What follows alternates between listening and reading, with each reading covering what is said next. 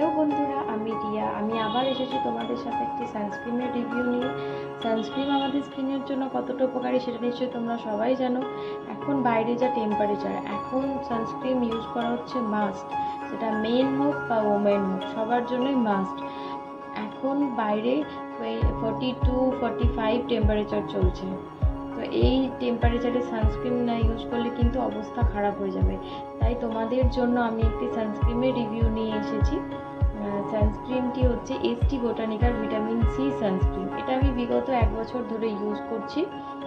এটা ইউজ করে আমি খুব উপকারিতা পেয়েছি, তাই আমি তোমাদের সাথে শেয়ার করতে এসেছি। এটা কিন্তু কোনো পেড প্রমোশন না, আমি আগেই বলে রাখি, এটা কোনো পেড প্রমোশন না। এটা আমি নিজে নিয়েছি, ইউজ করে ফল পেয়েছি, তাই তোমাদের কাছে রিভিউটা শেয়ার করতে এসেছি যাতে তোমরাও উপকারিতা পাও। আমাদের সানস্ক্রিন সম্বন্ধে যেটা ভুল ধারণা আছে, যেটা আমরা ইউজ করলে নাকি আমাদের স্কিনে সোয়েটিং হবে, স্কিনে চিপচিপা একটা, তার জন্য কেউ ইউজ করতে চায় না।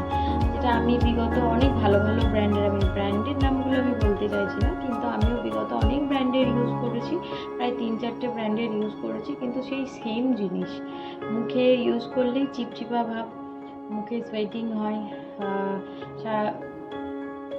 কোনো সেরকম কিছু আমি এফেক্টিভ কিছু ফল পাইনি।